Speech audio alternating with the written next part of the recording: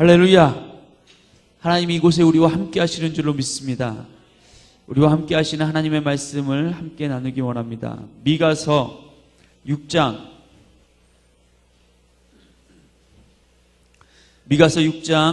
6절에서 8절까지의 하나님의 말씀을 함께 나누겠습니다. 미가서 6장 6절에서 8절, 짧은 절이기 때문에 우리가 세 절을 한 목소리로 합독하겠습니다. 미가서 6장 6절에서 8절까지 구약 1295쪽이 되겠습니다. 미가서 6장 6절에서 8절, 우리 다 찾으셨다면 함께 말씀을 읽도록 하겠습니다. 내가 무엇을 가지고 여호와 앞에 나아가며 높으신 하나님께 경배할까? 내가 번제물로 1년 된 송아지를 가지고 그 앞에 나아갈까? 여호와께서 천천의 순양이나 만만의 강물 같은 기름을 기뻐하실까? 내 허물을 위하여 내 맏아들을, 내 영혼의 죄로 말미암아 내 몸의 열매를 드릴까? 사람아, 주께서 선한 것이 무엇임을 내게 보이셨나니 여호와께서 내게 구하시는 것은 오직 정의를 행하며 인자를 사랑하며 겸손하게 내 하나님과 함께 행하는 것이 아니냐. 아멘. 오늘 함께 읽은 본문 말씀을 배경으로 여호와께서 내게 구하시는 것은 이라는 제목으로 하나님 말씀을 함께 나누기 원합니다.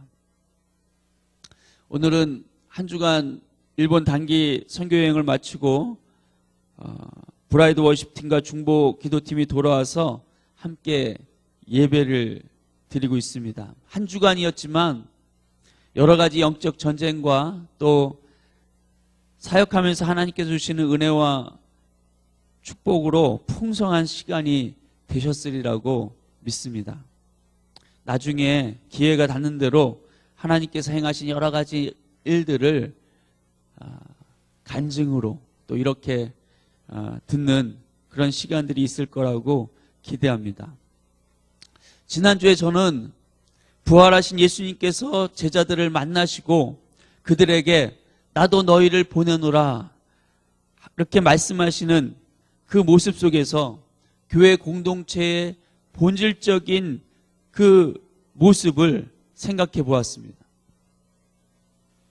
부활하신 예수님은 두려움과 불안으로 자신들이 모인 곳의 문을 꽁꽁 걸어 잠그고 숨어있는 그 제자들에게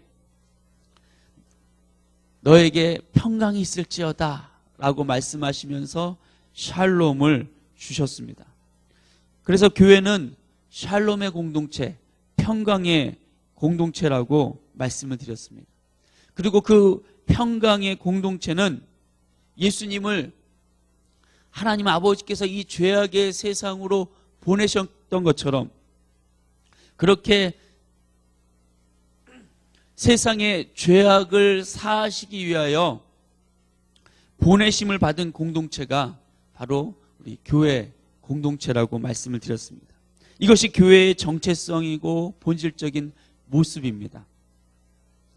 그래서 지난주 본문 요한복음 20장 19절에서 23절 말씀을 통해서 교회를 이렇게 정의해 봤습니다. 기억나시는지 모르겠습니다.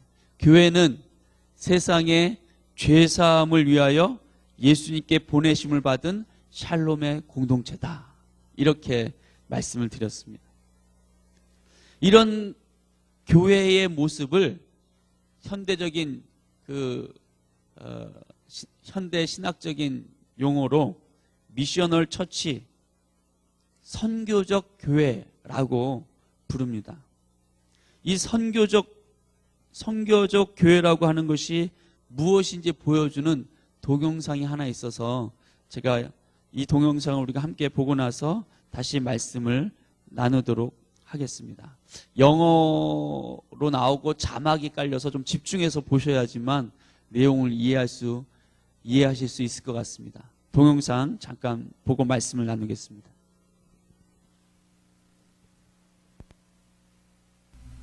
This is the missional church. Simple. In the past, churches have spent large amounts of resources to construct the most attractive places imaginable for the community in which they were situated.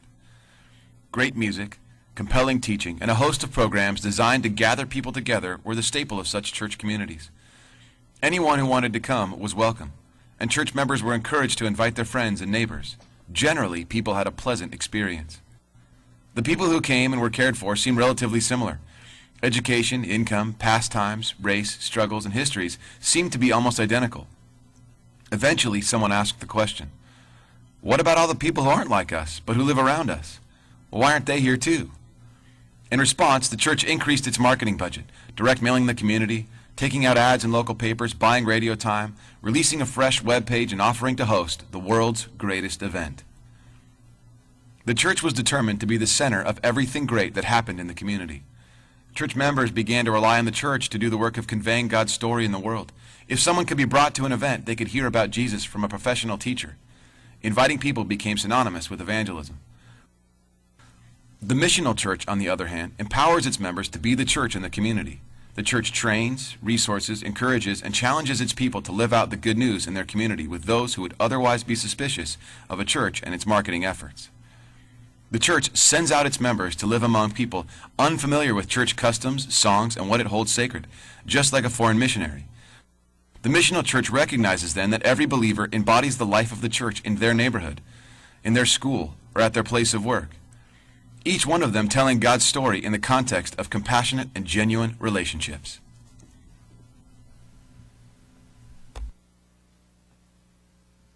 네, 끝입니다. 영어로 너무 빨리 얘기해서 잘 못 알아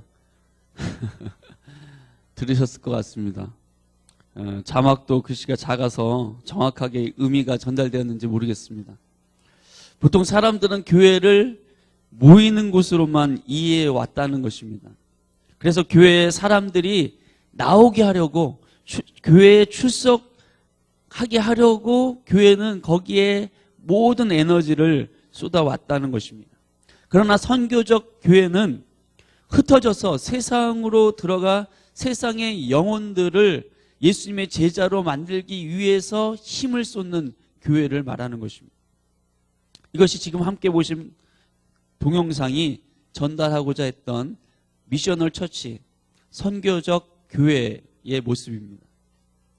저는 저희 순천 순복음교회와 또 월드비전 공동체가 지향하고 있는 교회의 모습이 바로 이 선교적 교회라고 믿습니다. 이제까지 담임 목사님께서 선교지의 성도님들을 많이 모시고 선교 현장을 밟게 하고 또 사역도 선교 현장에서 함께 하신 가장 큰 이유가 저희 교회 공동체를 선교적 교회로 세우시고자 했기 때문이었습니다. 그래서 단기 선교를 마치고 돌아올 때마다 이제 우리 삶의 현장을 선교지로 삼자고 또 우리가 만나는 영혼들을 선교지의 영혼들처럼 만나자고 그렇게 하시는 말씀을 많이 하셨던 것입니다. 저는 이것이 바로 지난주에 말씀드렸던 대로 교회의 본질이며 정체성이라고, 바른 정체성이라고 그렇게 믿는 것입니다. 그래서 오늘은 지난주 말씀에 이어서 그렇다면 선교적 교회, 예수님께로부터 보내심을 받은 그 샬롬의 공동체로서 교회와 성도는 어떤 모습으로 세상 가운데 있어야 하는가 하는 것에 대해서 오늘 본문을 통해 함께 생각해 보고자 하는 것입니다. 먼저 오늘 본문 말씀의 배경을 통해서 우리가 처해 있는 이 세상을 이해할 필요가 있습니다. 선지자 미가는 신약의 성도들에게 낯설지 않은 그런 선지자입니다. 바로 예수님께서 베들레헴에서 탄생하실 것에 대해서 예언했던 선지자가 바로 이 미가 선지자이기 때문입니다. 미가서 5장 2절에 베들레헴 에브라다야 너는 유다 족속 중에 작을지라도 이스라엘을 다스릴 자가 내게서 내게로 나올 것이라 그의 근본은 상고에 영원에 있느니라. 메시아 예수께서 베들레헴에 탄생하실 것을 이 미가가 예언하고 있는 것입니다. 그러나 이 미가서 전체의 중심 메시지는 하나님께서 행하실 이스라엘 나라에 대한 심판을 미가가 전하는 것이었습니다. 선지자 미가가 활동하던 시기에 북이스라엘이 아수르 제국에 의해서 멸망하게 되었습니다. 선지자는 북이스라엘의 멸망을 보면서 그것이 남유다의 멸망과 예루살렘 성전의 심판으로 이어질 것이라고 생각하게 되었습니다.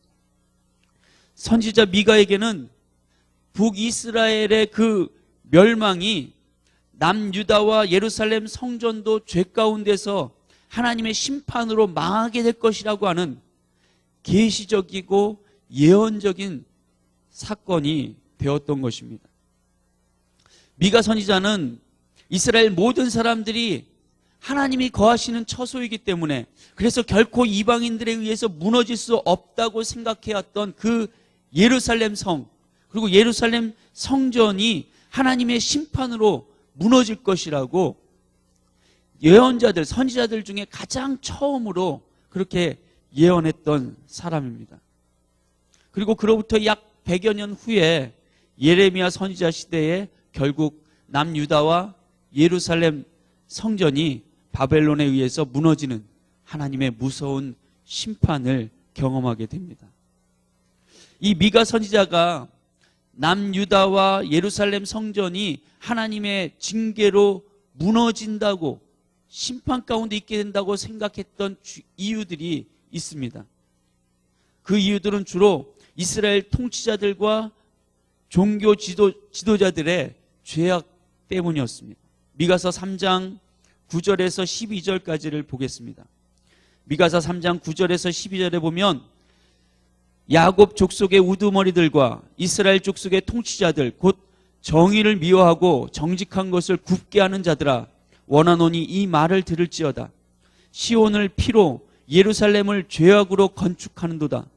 그들의 우두머리들은 뇌물을 위하여 재판하며 그들의 제사장은 삭슬 위하여 교훈하며 그들의 선지자는 돈을 위하여 점을 치면서도 여호와를 의뢰하여 이르기를 여호와께서 우리 중에 계시지 아니하냐, 재앙이 우리에게 임하지 아니하리라 하는도다.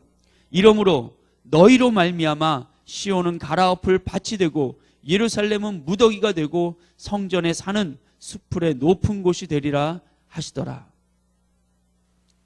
이스라엘 백성들에게는 충격적인 메시지가 아닐 수 없었습니다.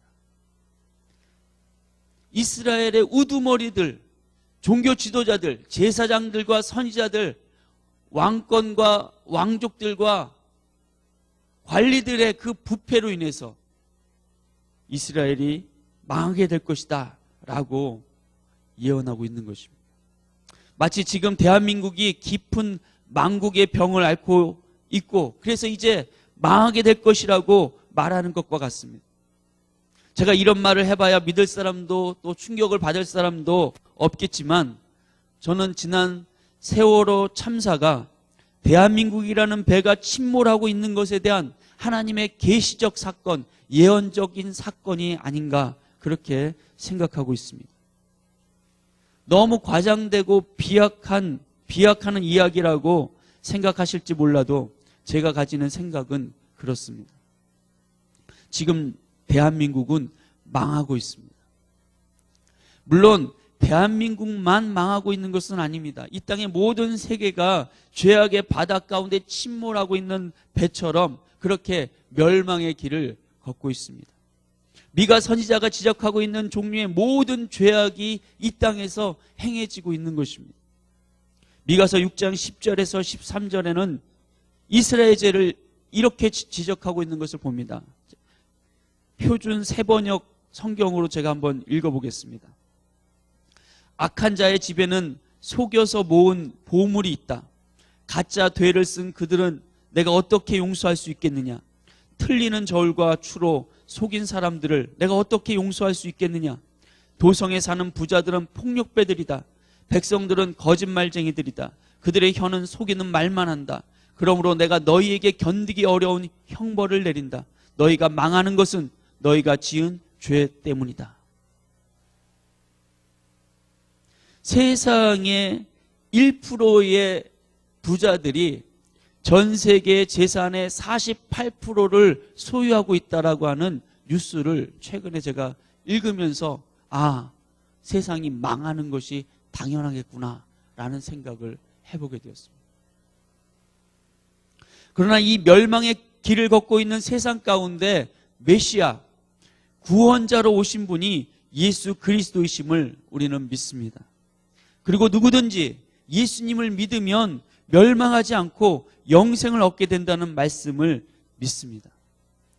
그리고 이 말은 예수님이 샬롬의 왕이 되시는 그 하나님 나라에 우리가 믿음으로 들어갈 수 있게 하시는 분이신 것을 믿는 것입니다. 그래서 우리가 이제 하나님 나라의 백성 되었다라는 것을 믿는 것입니다.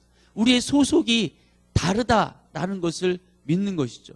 세상에 속해 있지만 하나님 백성으로서 하나님 나라의 시민권을 가진 사람으로 이 땅 가운데 살고 있다는 것입니다. 우리가 하나님 나라 백성으로 살고 있다라고 하는 그 하나님 나라는 죽어서 가는 천당을 말하는 것이 아닙니다. 하나님 나라는 지금 이 땅에 임하고 있고 지금도 그분의 뜻 가운데서 행하려고 하는 하나님의 백성들 가운데 이미 임하여 있는 나라라고 성경은 말씀하고 있습니다. 그리고 그 하나님 나라를 세상 가운데 나타내고 보여주어야 하는 것이 바로 구원받은 하나님의 백성들이 이 샬롬의 공동체로서의 교회의 역할이고 성도들의 모습이라고 할 것입니다. 선교적인 교회로서의 우리가 세상 가운데 존재하기 위해서는 우리가 가장 먼저 기억해야 할 사실이 바로 이 땅이, 이 세상이 하나님의 심판 가운데 멸망 가운데 놓여져 있다라고 하는 것입니다. 하나님의 심판이 임박해 있다라고 하는 사실인 것입니다. 대한민국은 망하고 있는 것입니다. 전 세계는 지금 멸망의 길을 걷고 있는 것입니다. 우리가 이것을 분명하게 인식하지 못하게 되면 우리는 우리끼리만 좋은 세상을 누리고 사는 것으로 끝나버릴 수 있습니다. 그러나 세상이 임박한 하나님의 심판 가운데 또 멸망 아래 놓여져 있다는 것을 생각한다면 교회는 교회의 자세와 태도를 안일함 가운데 내버려 둘 수가 없는 것입니다.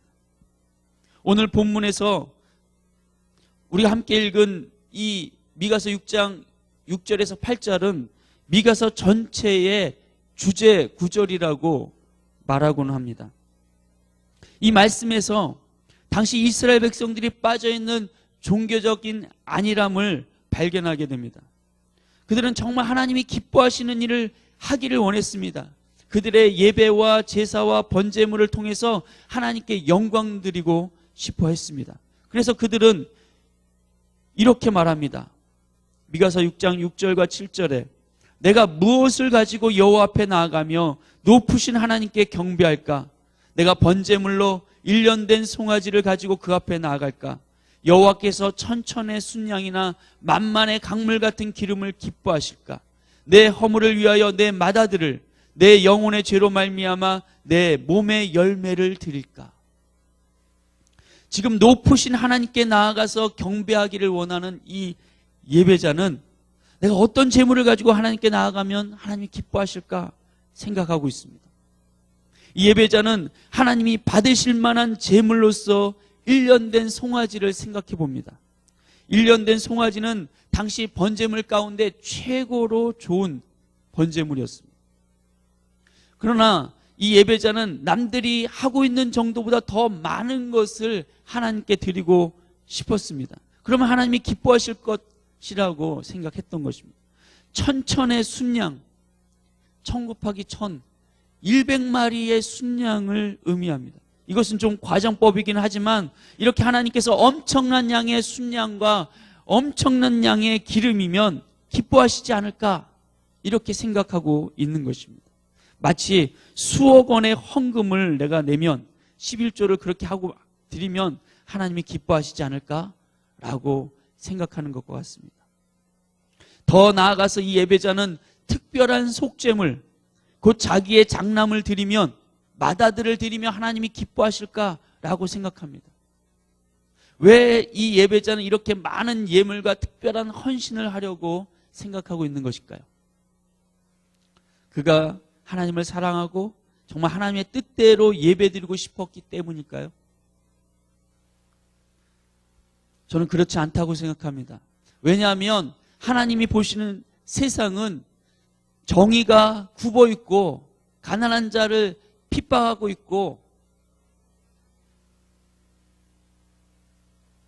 왕이, 통치자가 백성들의 살을 벗기고 뼈를 빼내서 그렇게 잡아먹고 있는 그런 흉악한 세상이라고 하나님은 보고 계시기 때문에, 그 가운데서 이 예배자는 그저 하나님을 기쁘시게 하고 하나님께 영광 드릴 것에 대해서 자신이 어떻게 무슨 재물을 가지고 하나님을 기쁘시게 할까, 이런 생각을 하고 있는 것입니다.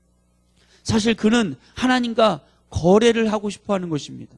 내가 이렇게 많은 정성과 예물을 드리면 하나님이 기뻐하시고 나를 축복하시지 않겠는가, 이 땅의 모든 사람보다 나를 더 높이시지 않겠는가 라고 생각하는 것입니다. 그는 제사와 번제물로 자신의 평안과 유익과 축복을 얻기 위한 이기적인 도구로 예배를 사용하려고 하는 것뿐인 것입니다. 자신의 뜻을 이루기 위하여 마치 무당이 푸닥거리 하듯이 그렇게 하나님께 제사를 드리고자 하는 것입니다. 그러나 오늘 미가는 하나님의 뜻은 이미 우리에게 보여졌다라고 말하고 있습니다. 하나님이 기뻐하시는 일이 무엇인지는 이미 우리에게 말씀하고 있다는 것입니다. 우리는 그분의 뜻을 이 땅 가운데 행하는 것이 되어야 하지, 우리의 뜻을 이루기 위해서 하나님을 이용하려고 예배하고 하나님께 번제물을 드리는 것이 되어서는 안 되는 것입니다. 그것을 아무리 많은 재물과 헌신을 하나님 앞에 가지고 나온다고 하더라도 하나님이 기뻐하시는 것이 되지 못합니다.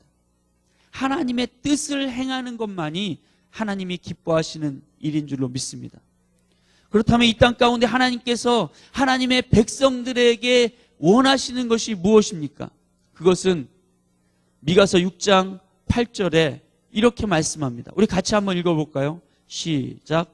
사람아, 주께서 선한 것이 무엇임을 내게 보이셨나니 여호와께서 내게 구하시는 것은 오직 정의를 행하며 인자를 사랑하며 겸손하게 내 하나님과 함께 행하는 것이 아니냐. 하나님께서 우리에게 원하시는 것, 하나님이 기쁘게 받으시는 것은 첫 번째로 사람이 정의를 행하는 것이라고 말씀하고 있습니다. 정의는 히브리어로 미시파트라고 하는데, 그것은 하나님의 의를 뜻하는 말입니다. 하나님의 의로우심 가운데 하나님이 행하시는 심판을 의미하기도 합니다. 하나님은 이 땅에서 하나님의 백성들이 하나님의 의로우심을 나타내는 삶을 살기를 기대하신다고 하는 것입니다. 정의는 통치자들이 사람들을 차별하지 않고 공평하게, 그리고 사람을 사람답게 대접하는 것입니다. 경제인들이 자신의 저울추를 가지고 소비자를 속이려고 하지 않는 것입니다. 정의는 권력을 가진 사람들이 그 권력으로 연약한 사람들을 변호하고 힘이 되어주려고 하는 것이 정의인 것입니다. 하나님의 나라는 정의로운 나라인 줄로 믿습니다. 사람이 사람답게 살 수 있도록 하는 나라인 것입니다. 하나님의 백성들은 그 하나님의 의로우심의 빛을 세상에 비추는 사람들인 것입니다. 정의는 예수님을 믿어서 하나님께서 의롭게 하신다라고 하는 칭의와 다른 것입니다. 칭의는 예수님을 믿고 우리가 의로운 신분으로 변하는 것을 말합니다. 의로운 신분으로 변했기에 우리의 행동에 따라 바뀌는 것은 아닙니다. 그러나 미시팟, 정의는 행함으로 나타나야만 하는 것입니다. 만약 하나님 앞에 이것이 선인 줄 알고 옳은 줄을 알면서도 행하지 않는다면 그것은 죄라고 성경은 말씀하고 있습니다. 하나님은 우리가 적극적으로 정의로운 삶을 살아야 한다고 말씀하는 것입니다. 예수 그리스도를 믿고 하나님 앞에 의로운 사람이라고 인치심을 받은 사람들은 이제 예수 그리스도 안에서 세상의 삶에서 돌이킨 회개에 합당한 삶을 살기를 하나님은 원하시는 것입니다. 회개에 합당한 삶이 무엇이라고 성경은 얘기합니까? 세례 요한은 회개의 물세례를 주면서 이렇게 회개에 합당한 삶을 이야기했습니다. 누가복음 3장 8절에서 10절을 보면 14절까지를 보면 그러므로 회개에 합당한 열매를 맺고 속으로 아브라함이 우리 조상이라 말하지 말라. 내가 너희에게 이르노니 하나님이 능히 이 돌들로도 아브라함의 자손이 되게 하시리라. 이미 도끼가 나무 뿌리에 놓였으니 좋은 열매 맺지 아니하는 나무마다 찍혀 불에 던져지리라. 무리가 물어 이르되 그리하면 우리가 무엇을 하리이까? 대답하여 이르되 옷 두 벌 있는 자는 옷 없는 자에게 나눠줄 것이요 먹을 것이 있는 자도 그렇게 할 것이니라 하고 세리들도 세례를 받고자 하여 와서 이르되 선생이여 우리는 무엇을 하리이까 하매 이르되 부가 된 것 외에는 거두지 말라 하고 군병들도 물어 이르되 우리는 무엇을 하리이까 하매 이르되 사람에게서 강탈하지 말며 거짓으로 고발하지 말고 받는 급료를 족한 줄로 알라 하니라. 회개에 합당한 삶, 세례 요한이 회개의 세례를 받은 무리들에게 회개에 합당한 삶의 열매를 맺으라고 말하면서 요구한 것은 바로 정의를 행하는 삶이었습니다. 그것이 바로 하나님 나라의 백성이 하나님의 백성답게 사는 삶의 모습이었기 때문인 것입니다. 두 번째로 하나님께서 우리에게 원하시는 것은 인자를 사랑하라는 것입니다. 여기서 인자라는 말은 사람의 아들이라는 뜻이 아닙니다. 여기에서 인자는 히브리어로 헤세드, 즉 자비, 긍휼, 영어로 mercy, 불쌍히 여기는 것입니다. 자비와 긍휼과 같은 하나님의 사랑을 뜻하는 말로서 인자인 것입니다. 헤세드. 이스라엘 백성들은 가난한 사람, 고아와 과부와 나그네들, 힘없고 연약한 사람들을 하나님의 사랑으로 긍휼히 여기고 도와주어야 한다고 말씀하고 있는 것입니다. 인자를 사랑하는 것은 연약함 속에서 고통받고 눈물 흘리는 그 사람들 속에 함께 들어가서 그들과 함께 울어주고 그들을 안아주는 것을 뜻하는 것입니다. 적극적으로 가난하고 힘없는 사람들의 형편을 보살펴 주는 것이 하나님의 헤세드인 것입니다. 율법에는 이런 정신들이 잘 녹아져 있는 그런 예들이 많이 있습니다. 그 중에 하나가 바로 추수할 때 논밭에 귀퉁이는 추수를 하지 않고 가난한 사람들을 위하여 남겨두라고 하는 말씀입니다. 레위기 19장 9절과 10절에 보면 너희가 너희의 땅에서 곡식을 거둘 때 너는 밭 모퉁이까지 다 거두지 말고 내 떨어진 이삭도 줍지 말며 내 포도원의 열매를 다 따지 말며 내 포도원에 떨어진 열매도 줍지 말고 가난한 사람과 거류민을 위하여 버려두라. 나는 너희 하나님 여호와이니라. 제가 이스라엘에 갔을 때 마침 안식일 전날 시장의 풍경을 보고는 깜짝 놀랐던 적이 있었습니다. 상가들이 이제 저녁부터 시작하는 그 안식일을 준비하기 위해서 문을 닫기 시작하는데 아직 쓸만하고 먹을 수 있는 그런 음식들을 봉지에 싸서 가게 앞에 놓아두는 것입니다. 가난한 사람들이 안식일을 음식 없이 지내지 않도록 공짜로 가져갈 수 있도록 그렇게 내놓는 것이라고 선교사님께서 설명해 주셨습니다. 이들은 하나님의 말씀대로 헤세드를 삶으로 실천해 내고 있었던 것입니다. 그 모습이 너무나 감동스럽게 제게 다가왔습니다. 여러분, 성경은 하나님 사랑과 이웃 사랑을 따로 구분하지 않습니다. 하나님 사랑은 이웃 사랑으로 표현되어야 한다고 말씀하고 있습니다. 보이는 사람을 사랑하는 것과 보이지 않는 하나님을 사랑하는 것은 하나라고 성경은 강조합니다. 요한일서 4장 20절과 21절에 우리 같이 한번 말씀을 읽어볼까요? 시작. 누구든지 하나님을 사랑하노라 하고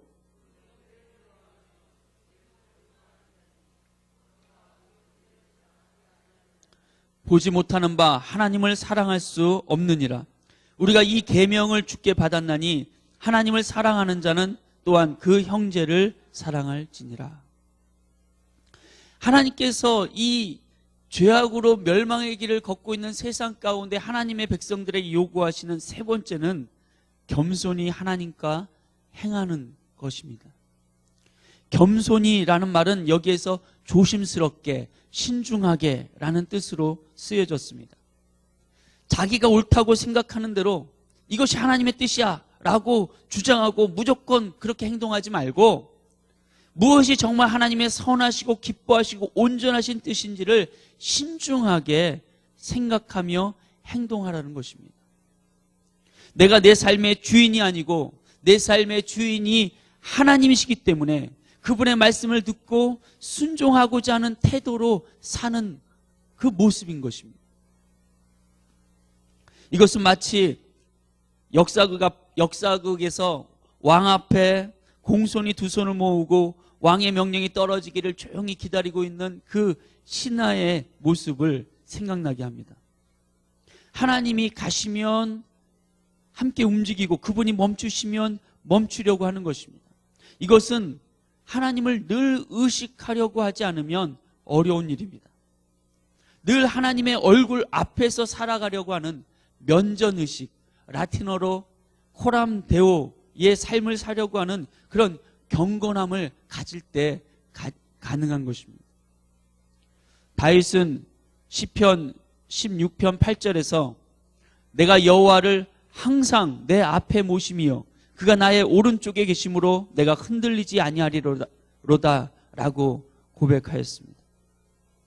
이것은 다윗이 의식적으로 항상 하나님 앞에 믿음으로 서는 그런 경건의 훈련을 게을리하지 않았다는 것을 말하는 것입니다. 경건의 훈련은 내가 의도적으로 항상 하나님의 얼굴 앞에 있다는 사실을 믿음 가운데 의식하려고 하는 것입니다. 내 삶의 모든 영역에서 자주 하나님을 인정하고 그분을 의지하면서 그분 앞에 서려고 하는 행동인 것입니다. 이것은 주일에만 교회에 나와서 하나님을 찬양하고 예배하는 모습이 아니라 삶의 자리에서 하나님과 믿음으로 동행하는 그 모습을 말하는 것입니다. 주일 예배가 중요하고 의미 있는 시간이지만 주일 예배가 삶의 예배로 이어지지 못하고 단절된다면 주일 예배로서의 가치를 상실하게 되는 것입니다. 주일 예배가 나머지 6일간의 예배에 하나님과 겸손하게 동행하는 그 삶을 이끌어내지 못한다면 참된 예배를 드렸다고 할 수가 없다는 것입니다. 반대로 6일간의 삶의 자리에서 내가 하나님 앞에서 겸손하게 동행하는 생활을 했던 사람의 주일 예배는 감사와 감격의 축제와 같은 예배를 드릴 수밖에 없게 되는 것입니다. 하나님은 이런 삶의 예배자를 찾고 계시고 그를 통해서 회복과 부흥을 이 땅에 허락하신다고 믿습니다. 말씀을 마치도록 하겠습니다. 하나님이 우리에게 구하시는 것은 화려하고 거창한 규모의 종교적인 예배가 아닙니다. 정의를 행하고 인자를 사랑하며 겸손히 하나님과 함께 행하는 것이라고 선지자는 미가는 우리에게 말씀하고 있습니다. 저는 이것이 이 죄악의 바다에서 침몰해가고 있는 이 세상의 영혼들에게 하나님을 하나님답게 보여주는 가장 선교적인 삶의 모습이라고 생각합니다. 교회는 다닌다고 하면서 또 교회 나가자고 전도도 하는데 정작 세상 사람들이 보기에 정의를 행하고 인자를 사랑하는 그 모습을 발견할 수 없다면 세상이 어떻게 우리를 통해서 구원의 빛을 발견할 수가 있겠습니까? 무너져가는 이 세상에, 망해가고 있다고 보여지는 이 세상을 하나님의 나라로 이끌 수 있는 것은 어떤 대단한 헌신과 화려한 규모의 제물들, 예배들, 그런 것들이 아닌 것입니다. 선교적 교회로서의 성도의 삶의 모습은 오늘 미가 선지자가 말하고 있는 것이라고 저는 생각합니다. 그것은 어떤 엄청난 일을 행하는 것이 아닙니다. 작은 일이라도 내 삶의 자리에서 정의를 행하는 것입니다. 사랑과 자비를 보여주는 것입니다. 그런 사람이 겸손하게 하나님과 동행하고 있음을 세상 사람들이 발견하게 될 때 세상은 예수님을 만나게 되는 것입니다. 미가서 6장 8절을 우리 다시 한번 같이 한번 읽겠습니다. 시작. 사람아, 주께서 선한 것이 무엇임을 내게 보이셨나니 여호와께서 내게 구하시는 것은 오직 정의를 행하며 인자를 사랑하며 겸손하게 내 하나님과 함께 행하는 것이 아니냐. 여기서 사람아라고 하는 이 사람이란 단어를 히브리어 원문으로 볼 때 아담이라고 쓰여져 있는 것을 발견하게 됩니다. 아담은 하나님이 창조하셨을 때 지으신 바로 그 사람입니다. 하나님께서 원래 지으셨던 그 사람의 삶이 바로 이와 같은 것이라고, 정의를 행하고 인자를 사랑하며 겸손히 하나님과 동행하는 그 삶의 모습이라고 미가는 말하고 있는 것입니다. 이제 예수 그리스도로 말미암아 우리는 회복된 사람, 진짜 아담이 된 줄로 믿습니다. 그래서 우리는 참 사람으로서의 삶의 길을 걷고자 하는 것입니다. 정의를 행하며 인자를 사랑하며 겸손하게 하나님과 함께 행하는 것입니다. 그리고 그것이 잃어버린 세상을 구원하는 선교적 교회와 성도의 삶이 되는 줄로 믿습니다. 기도하겠습니다.